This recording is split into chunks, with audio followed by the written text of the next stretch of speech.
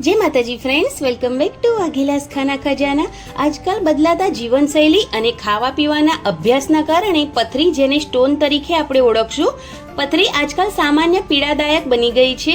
ખાસ કરીને પાણી ઓછું પીવામાં આવે, તળેલું વધારે ખાવામાં આવે અને પૌષ્ટિક આહાર ના ખાવાની આદતના લીધે પથરી થાય છે। પથરી સામાન્ય રીતે કિડની, યુરિનરી અને યુરેટરમાં બને છે।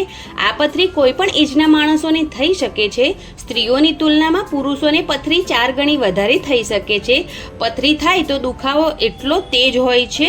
પથરીના લક્ષણોમાં વધારે કમરનો દુખાવો થાય છે। તો આજે આપણે પથરી ઓગાળવાની એક સરસ મજાની રેસીપી જોઈશું। તો તમને વિડીયો પસંદ આવે ફ્રેન્ડ્સ તો પ્લીઝ ચેનલને જરૂરથી સબસ્ક્રાઈબ કરજો અને લાઈક, કોમેન્ટ અને શેર જરૂરથી કરજો। તો ચાલો શરૂ કરીએ। તો સૌથી પહેલાં મેં અહીંયા પથરીના જે પાન આવે છે તેને પથલ ચટ્ટા કહેવામાં આવે છે, તે પાન લઈશું આપણે પહેલાં।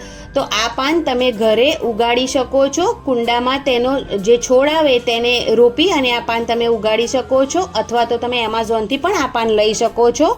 તો પથરી માટે બેસ્ટ છે આ પાન, પથલ ચટ્ટા કહેવામાં આવે છે આ પાનને। તો પહેલાં અહીંયાથી આપણે પાન તોડી લઈશું। તમે ભલે ફ્લેટમાં પણ રહેતા હોય તો પણ આ જે પાન છે આરામથી ગ્રો કરી લે છે, તો તમે રોપી શકો છો। પાન તોડાઈ ગયા છે, હવે તેને પાણીમાં એડ કરી દઈશું અને 2 થી 3 પાણીથી એકદમ સારી રીતે આપણે આ પાનને ધોઈ લેવાના છે। એટલે તેમાં જે પણ કચરો હોય, માટી ચોટેલી હોય એ બધી જ રિમૂવ થઈ જાય। એટલે એકદમ સરસ પહેલાં તો આપણે આ પાન છે તેને ધોઈ લેવાના છે, એકદમ સારી રીતે હાથેથી મસળી અને ધોઈ લેવાના છે। તો આ પાન પથરી માટે બેસ્ટ છે। આ પાનનો ઉપયોગ કરવાથી પથરી ઓગળી જાય છે અને આ પાન આરામથી જ્યુસ બનાવીને આપણે લઈ શકીએ છીએ। તો તમે જોઈ શકો છો કે પાન છે એકદમ સારી રીતે સાફ થઈ ગયા છે। 2 થી 3 પાણીથી આપણે ધોઈ લીધા છે। તો તેને સાઈડ પર મૂકીશું અને તેની સાથે આપણે અહીંયા 1 લીંબુનો જ્યુસ લીધો છે, તેની સાથે સંચર પાવડર લીધો છે અને 1 ચમચી જેટલું મધ લીધું છે। મધ એટલે એડ કરવાનું કે થોડું ટેસ્ટ બેલેન્સ થઈ જાય એટલા માટે। હવે આટલી જ વસ્તુનો આપણે ઉપયોગ કરવાનો છે। હવે મિક્સર જાર લઈશું અને તેની અંદર ધોઈને સાફ કરેલા આપણે જે પથલ ચટ્ટાના પાન છે તેને એડ કરી દેવાના છે અને તેની સાથે લીંબુનો રસ, મીઠું જે અહીંયા મેં લીધું છે, સંચર પાવડર એ તમે સ્કીપ પણ કરી શકો છો, કેમ કે આ પથલ ચટ્ટાના જે પાન છે એ ઓલરેડી થોડા સોલ્ટી હોય છે। તમે જો વધારે મીઠું પસંદ ના કરતા હોય તો તમે આનો જ્યુસ બનાવ્યા પછી પણ મીઠું એડ કરી શકો છો। અને 1 ચમચી જેટલું અહીંયા મેં મધ એડ કર્યું છે અને હવે અહીંયા આપણે 1 ગ્લાસ જેટલું પાણી એડ કરી દઈશું। જે પ્રમાણે તમારે આ જ્યુસ બનાવવો હોય એટલું પાણી એડ કરવાનું, જેટલા માણસો માટે તમે બનાવી રહ્યા હોય એટલા માણસો માટે। હવે એકદમ સારી રીતે તેને આપણે પીસી લેવાનું છે। તો અહીંયા મેં એકદમ સારી રીતે પીસી અને રેડી કરી લીધું છે। તો તમે જોઈ શકો છો કે પાન એકદમ સારી રીતે પીસાઈ ગયા છે। તો હવે તેને આપણે ગાળીને જ્યુસ લેવાનું છે। તો ગરણી મૂકીશું અને ગરણીમાં એકદમ સરસ રીતે આપણે ગાળી લઈશું।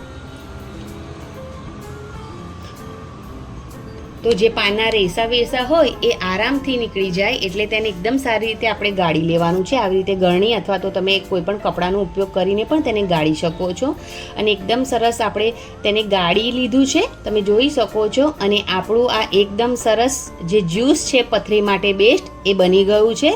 તો તમે આ જ્યુસ ડેલી 1-1 ગ્લાસ લેશો તો તમારી પણ પથરી ઓગળી જશે। ભલે ગમે તેટલા એમએમની પથરી હોય, કિડનીમાં એકદમ જૂની પણ પથરી હોય ને તો પણ આ પીવાથી તમારી પથરી ઓગળી જશે। તો આ પથલ ચટ્ટાના પાનનો ઉપયોગ કરી તમે ડેલી આ રીતે જ્યુસ બનાવી અને ડેલી સેવન કરશો તો તમારી પથરી જડમૂળમાંથી ઓગળી જશે। તમારે ભલે ગમે તેટલા એમએમની પથરી હશે તો તમે જરૂરથી આ રેસીપી ટ્રાય કરજો અને જેને પણ પથરી હોય એને આ રેસીપી જરૂરથી શેર કરજો, જેથી એમની પથરીમાં રાહત થાય। એટલા માટે મેં આ જ્યુસને ડેઈલી યુઝ કરું છું, કેમ કે મને પણ પથરી છે એટલા માટે। અને આ જ્યુસના કારણે જ મારી પથરીમાં ઘણો રાહત છે, ઓગળી પણ ગઈ છે, એટલે જ મેં તમારી સાથે આજે આ રેસીપી શેર કરી છે। તો તમને જો મારી આજની આ રેસીપી પસંદ આવી હોય ફ્રેન્ડ્સ તો પ્લીઝ ચેનલને જરૂરથી સબસ્ક્રાઈબ કરજો, લાઈક, કોમેન્ટ અને શેર જરૂરથી કરજો। અને જેને પણ પથરીમાં ખૂબ અસહ્ય દુખાવો થતો હોય એવા લોકોને આ રેસીપી જરૂરથી શેર કરજો, જેથી એ પણ આરામ અનુભવે। Thanks for watching, bye bye, take care, જય માતાજી।